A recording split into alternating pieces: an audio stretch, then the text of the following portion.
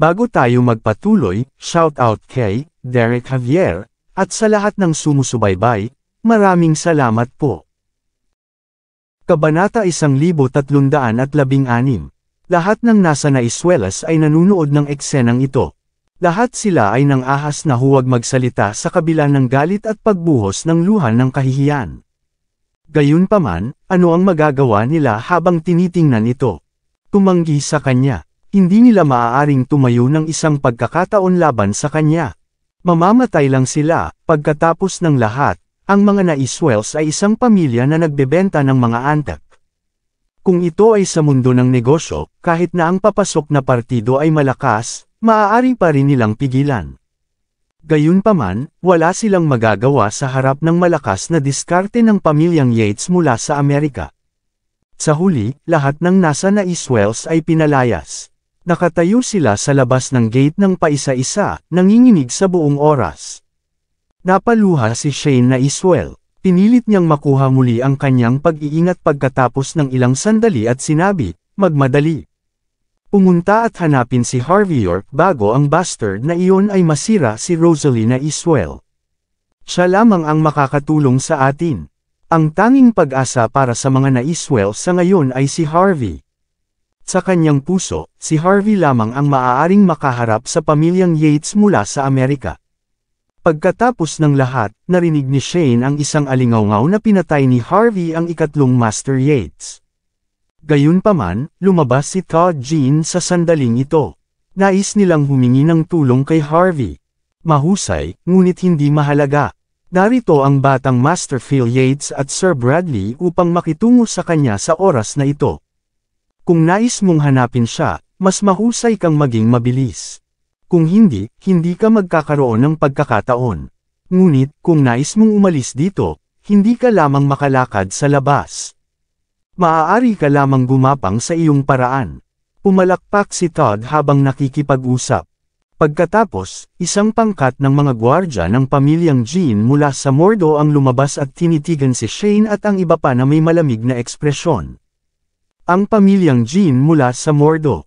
Hinawakan ni Shane ang kanyang ngipin.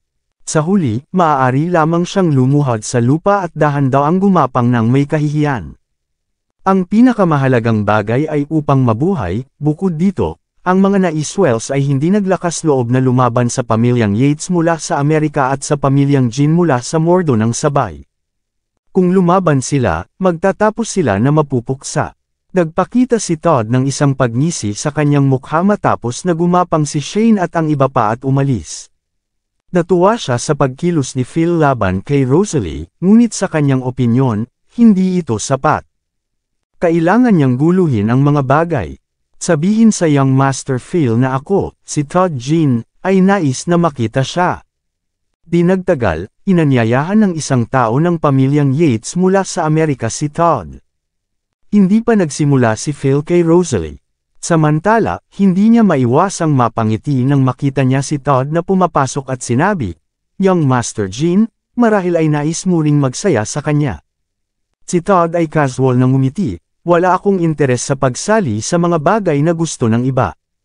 Pumasok ako para lang sabihin sa iyo ang isang bagay. Malamig na sumagot si Phil, kung walang mas mahalaga kaysa sa babaeng ito at pumasok ka upang abalahin ako, hinahanap mo ang iyong kamatayan. Kahit na ikaw ay mula sa pamilyang Jean mula sa Mordo. Isang bakas ng lamig ang sumalampak sa mga mata ni Todd. Gayunpaman, ngumiti pa rin siya at sinabi sa sandaling ito, Young Master Yates, mayroong isang apo sa iyong pamilya, ang pamilyang Yates sa Buckwood na nagngangalang Mandy Zimmer. Siya ang CEO ng Regency Enterprise at asawa din ni Harvey. At pagkatapos, narinig ni Phil ang salitang babae at biglang nagpakita ng malaking interes dito. Narinig ko na hindi siya hinawakan ni Harvey kahit na matapos ang 3 taong kasal. Bukod dito, ang babaeng ito ay nakamamanghang nakakaakit at hindi siya mas malayo kaysa kay Rosalie. Samandal si Phil at tinitigan si Todd. Pagkatapos ay nanloko siya, nais mo akong tulungan kang makitungo kay Harvey. Gusto mo bang gamitin ako? Ngumiti si Todd at sinabi, totoo ito. Ngunit ang babaeng ito ay nauugnay din kay Harvey. Tumawa si Phil at tinapik si Todd sa balikat. Young Master Jean, tila ang dalawa sa atin ay magiging mabuting kaibigan. Pagkatapos sa oras na ito, dapat mong dalhin siya sa akin. Inisip muli ni Todd Jean at nagpatuloy, Young Master Yates, ang kalihim ni Prince York mula sa Sky Corporation, si Yvonne Sevier, ay isang kaakit-akit na kagandahan, tulad ni Mandy Zimmer. Yvonne, hiniling ni Phil Yates sa isang tao na kumuha ng mga larawan upang makita niya ito. Matapos itong tingnan ng matagal, natagpuan niya ang larawan ni Yvonne, at pagkatapos ay naging mas nagniningas ang kanyang mga mata. Mabuti, napakaganda. Yvonne mula sa Sky Corporation, Mandy mula sa Regency Enterprise, kasama ang aming Miss Rosalina Iswell. Bibigyan kita ng 2 oras. Pumunta ka at dalhin dito ang 2 iyon. Sinadya ni Todd na ipakita ang isang komplikadong ekspresyon at sinabi, Young Master Yates, naiiba ako sa iyo. Marami kang masters na nasa ilalim ng iyong utos, ngunit wala akong sinuman. Sa palagay ko hindi ko sila madadala rito. Pagkatapos ng lahat, marami akong pinagdudusahan sa mga kamay ni Harvey York. Basura. Ang pamilyang Jean mula sa Mordo ay kilala bilang isa sa nangungunang 10 pamilya sa dakilang bansa H. Hindi mo ba mahawakan ang maliit na bagay na ito? Malamig ang hitsura ni Phil.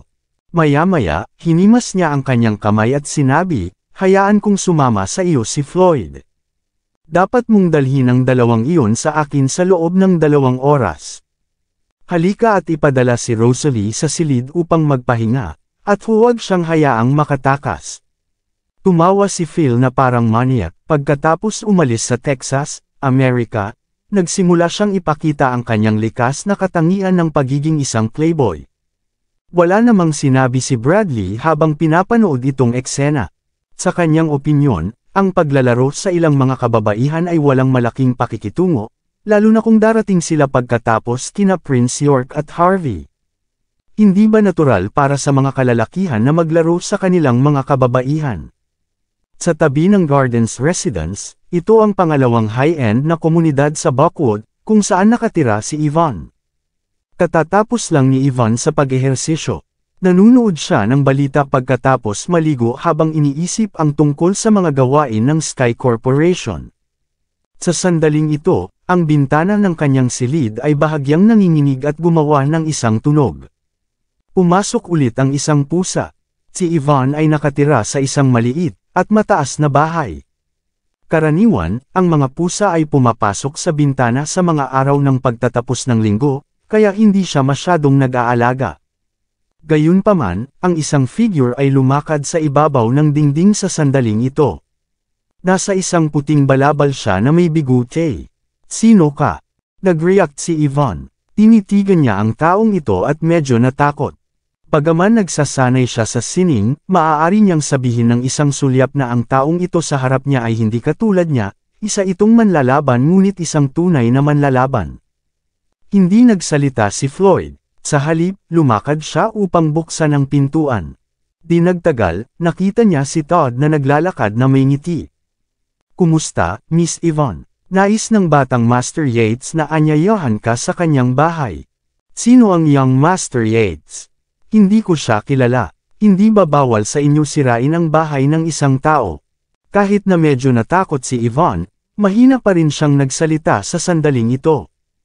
Ngumiti si Todd at sinabi, tunay na ilegal ito, ngunit dahil narito na kami, tiyak na hindi na kami babalik ng walang dala, tama. Umalakpak si Todd habang nakikipag-usap, pagkatapos ay hinimas ni Floyd ang kanyang kanang kamay sa buong hangin. Isang hindi kapani-pani walang puwersa ang tumama sa ulo ni Yvonne. Agad siyang nahimite. Ang kaso, susunod na si Mandy. Ngumiti si Todd, sa kaibahan kay Yvonne, ang mga taong nais niyang e-target ang pinakamagandang sandali ay sina Harvey at Mandy. Dapat mamatay si Harvey York. Dapat masira si Mandy Zimmer. Ito ang talagang inaasahan ni Todd Jean. Sapat na, ang pinakamahusay ay hindi kasangkot ang pamilyang Jean mula sa Mordo sa bagay na ito. Masaya siya para sa kanila na itago sa likod ng pamilyang Yates mula sa Amerika tulad nito at samantalahin sila upang mapupuksa si Harvey. Sa kasong ito, kahit na mayroong higit pang mga malalaking shot sa likod ni Harvey, ang pamilyang Jin mula sa Mordo ay maaari pa ring nasa posisyon kung saan maaari silang maging mas nababaluktot ang parehong pagtatanggol at pagkakasala. Sir Floyd, ang lugar kung saan tayo pupunta sa susunod ay maaaring medyo mapanganib. Biglang nagsalita si Todd nang may kaunting sinasadyang takot sa kanyang mukha. Nasimangot si Floyd at sinabi, mapanganib.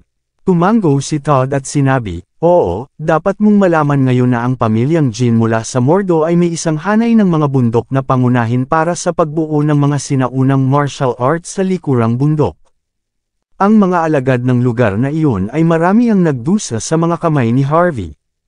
Walang sinuman sa paligid ko ang maaaring makipagkompetensya sa kanya. Kung hindi ito para dito, gugustuhin ko sina Harvey at Mandy ang kanilang pagkamatay matagal na. Saan ako kailangang maghintay hanggang sa ang kilalang pamilyang Yates mula sa Amerika ay gumawa ng isang pagkilos? Sinadya ni Todd na ipakita ang isang natatakot na ekspresyon. Ang mukha ni Floyd ay puno ng kawalang malasakit, at sinabi niya, ang karate mula sa Island Nation ay walang kapare sa mundo. Kahit na ito ay isang tao mula sa dakilang bansa H na natutunan ito, sa paningin namin, ang mga karate masters, lahat sila ay basura. Pinangunahan ni Floyd ang daan at lumakad sa Gardens residence matapos niyang magsalita. Ang mukha ni Todd ay puno ng mga ngiti nang makita ang eksenang ito. Alam niya talaga kung gaano kahirap ang pakikitungo kay Harvey. Gayunpaman, si Floyd ay isa sa 4 na King of Arms sa ilalim ng utos ng ika-4 na Master Yates, at nilabanan niya ito mula sa larangan ng digmaan na puno ng mga bangkay at dagat ng dugo. Ang nasabing karakter ay tiyak na hindi isang tao na maaaring labanan ni Harvey. Sa makatuwid, tila nakita ni Todd ang imahe ni Harvey na dinurog ng kamatayan ni Floyd gamit ang kanyang mga hubad na kamay sa sandaling ito.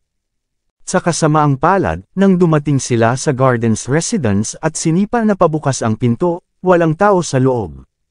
Tumingin si Todd. Pagkatapos ay sumimangot siya at sinabi, walang tao rito. Sir Floyd, hayaan mo muna akong suriin ito. Sumulyap si Floyd at sinabi, huwag kang mag-alala. Ibalik muna natin ang babaeng ito. Iiwanan mo lang siya ng liham. Kung hindi siya lalabas sa naiswell sa loob ng kalahating oras, kung gayon ang 2 kababaihan na nauugnay sa kanya ay magtatapos ng mas masahol kaysa sa kamatayan. Pagkatapos nito, umalis na si Floyd at ang iba pa. Pumasok sina Harvey at Mandy sa bahay. Nabigla si Mandy nang makita niyang nakabukas ang pinto. Medyo napangisi din si Harvey at naglakad muna sa sala. May nag-iwan ng liham na may mantsa ng dugo sa sala na nagsasabing parehong sina Rosalie at Yvonne ay nahulog sa mga kamay ng pamilyang Yates mula sa Amerika. Sa sandaling ito, tumunog ang telepono ni Harvey, at ito ay si Shane na Iswell na tumawag. Matapos kumonekta, ang mapait na tinig ni Shane ay nagmula sa kabilang panig ng telepono, CEO York, may nangyari. Mangyaring sagipin si Rosalie. Siya ay bata pa. Hindi lang siya masisira ng ilang bastard na ganyan. Si Harvey ay maaaring makaramdam ng isang pagsasabwatan. Mabilis niyang inayos ang isang bagay para kay Mandy at hayaan siyang protektahan siya ni Ethan Hunt. Pagkatapos ay nagtungo siya upang salubungin si Shane. Ano ang nangyayari? Nasimangot si Harvey. CEO York. Ito ang pinagtibay na anak ni 4th Master Yates at ang kandidato para sa prinsipe ng pamilyang Yates mula sa Amerika, si Phil Yates. Mayroon siyang ilang mga masters na nakipaglaban sa larangan ng digmaan. Pinatay nilang lahat ang mga security guard ng naiswells. CEO York, mangyaring. Maaari mo lamang isave si Rosalie ngayon. Inaliw siya ni Harvey at sinabi, Master na Iswell, huwag kang mag-alala. Tiyak kong malulutas ang bagay na ito. Umalis at magpahinga ka muna. Maraming salamat sa lahat ng sumusubaybay. Please subscribe and follow my YouTube and Facebook channel, Filipino Novel. Maraming salamat po. Tinawagan lamang ni Harvey York si Tyson Woods matapos umalis ang mga tao mula sa naiswells. Nalaman mo ba ang nangyayari?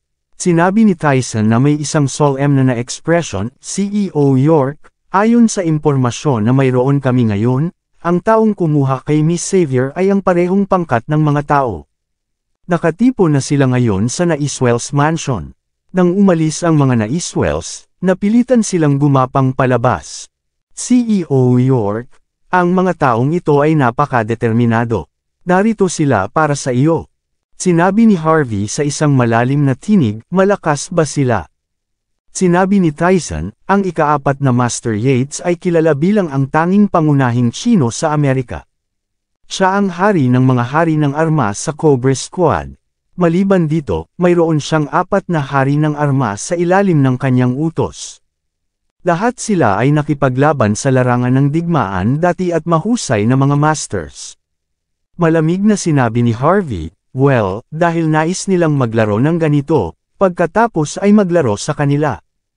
Hayaan sina Ethan Hunt at Ray Hart na magkasama. Oo, naiintindihan ko. Sa Naiswells Mansion, sa sandaling iyon, si Phil Yates ay nag-ayos galing banyo at umupo sa gitna ng sofa. Sa tabi niya, si Bradley at ang 3 hari ng armas ay nakatayo doon. Ang 4 na tao ay nagpakawala ng isang malamig na aura na puno ng nakamamatay na hangarin. Sino ka? Alam mo ba ang mga kahihinatnan ng ginagawa mo ito? Si Yvonne Xavier ay itinapon sa tabi ni Rosalie Naiswell. Sa sandaling ito, si Yvonne ay nagising na mula sa kanyang pagkahimatay.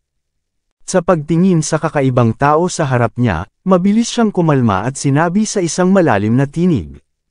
Mayroon kang isang mainit na pag-uugali. Ngunit iyon ay kung paano ito magiging kawili-wili. Tinawid ni Phil ang kanyang mga paa. Ipakilala ko ang aking sarili. Ako si Phil Yates ng pamilyang Yates mula sa Amerika. Ako ay magiging prinsipe ng pamilyang Yates sa hinaharap. Inanyayahan kita, Miss Xavier, na darating ngayong gabi para sa isang layunin lamang. Iyon ay upang hayaang maglingkod ka sa akin, Miss Xavier. Agad na nagbago ang ekspresyon ni Yvonne. Walang kahihiyan. Walang kahihiyan ka. Hihihi, lagi kong minamahal ang aking reputasyon.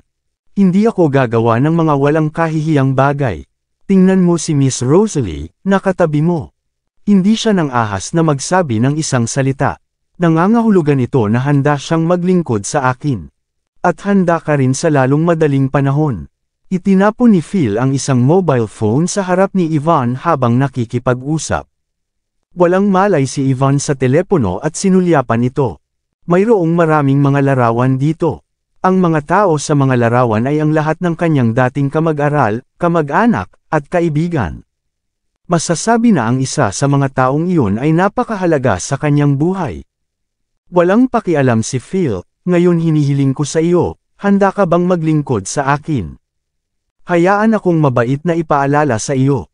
Sa tuwing tumanggi ka, isang tao sa iyong mga kamag-anak at kaibigan ang mamamatay. Mas mahusay mong isipin ng maayos bago sumagot. Ilang sandali lang ay natigilan si Yvonne.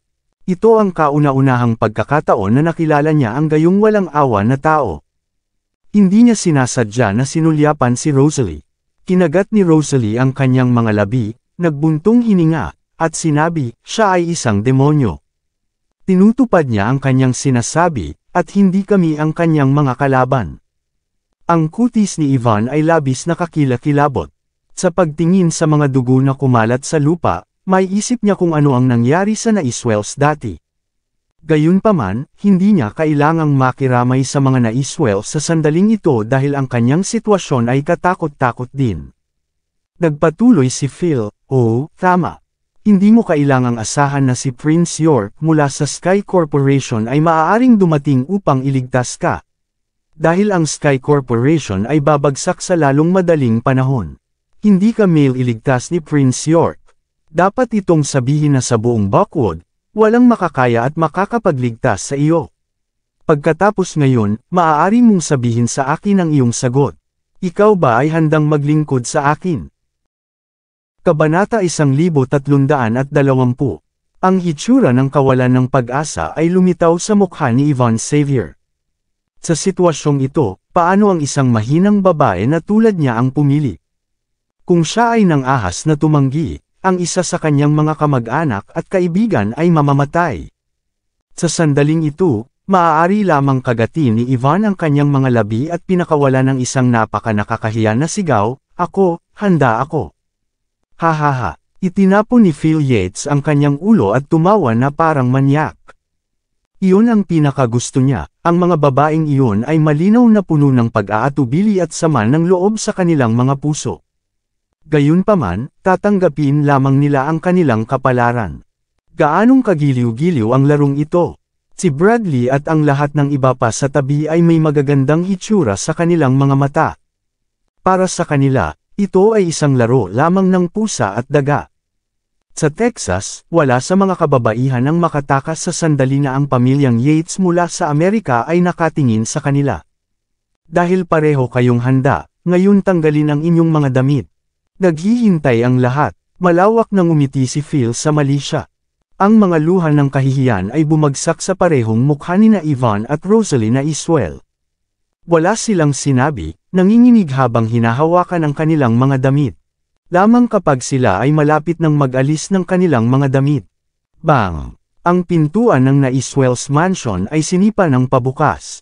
Isang malakas na hangin ang dumating, at ang paggalaw ay napakalakas na agad itong nakagulat sa lahat.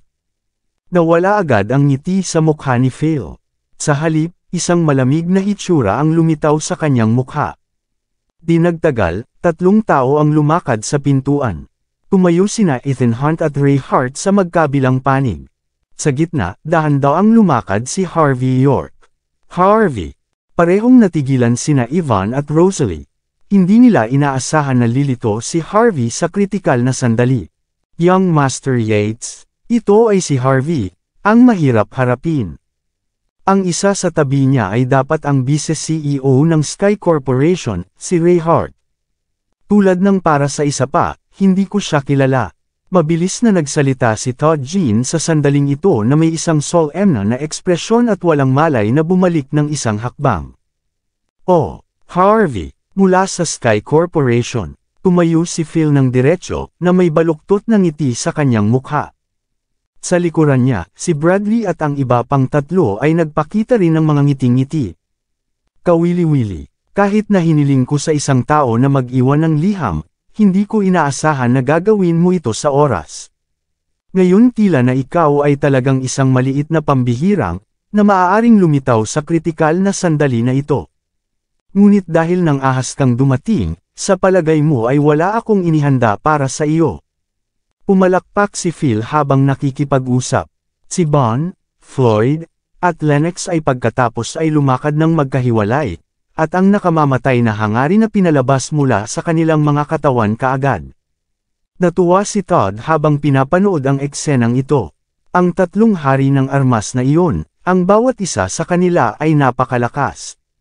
Mula nang dumating si Harvey, ang kanyang kapalaran ay napagpasyahan na sa sandaling ito. Kapag namatay si Harvey, ang pamilyang Jean mula sa Mordo ay sa wakas makakakuha ng Regency Enterprise at makapasok sa merkado ng Buckwood. Mas excited pa si Todd kaysa kay Phil sa sandaling ito. Harvey, maghintay ka lang ng kamatayan. Sinampal mo ako, naisip mo ba na darating ang araw na ito?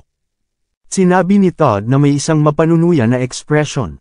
Ngumiti si Phil, at pumalakpak ang kanyang mga kamay, at sinabi, ang pang-4 na lolo ay palaging nagturo sa akin na lumabas lahat kahit na nakikipaglaban sa isang maliit na kaaway. Dahil nandito si Consultant York, ang 3 sa inyo ay dapat pumunta at alagaan siya. Tandaan, huwag niyo siyang patayin. Gusto ko siyang panoorin akong maglaro sa kanyang mga kababaihan. Hahaha, tumayo si Floyd at ang 2 pa at naglakad pasulong sa sandaling ito. Lahat ng 3 sa kanila ay nakatingin sa kay Harvey York na puno ng nakamamatay na hangarin. Tumingin si Harvey kay Ray Hart at tinanong, Ray, nais mo bang subukan ang iyong lakas? Si Ray ay tumawa ng mapait at pagkatapos ay sumagot, hindi ko dapat ipakita ang aking kakulangan sa harap mo kasama ang aking mga pilay na kasanayan. Si Harvey ay natawa, pagkatapos ay nagbigay ng sinyas sa kay Ethan Hunt. Nakita si Ethan na nakahawak sa sword na nakakabit sa kanyang baywang habang naglalakad pasulong. Ang aura na lumalabas mula sa kanyang katawan ay agad na pinanatili si Floyd at ang iba pa sa lugar. Mangyaring pumunta sa akin ng sabay-sabay.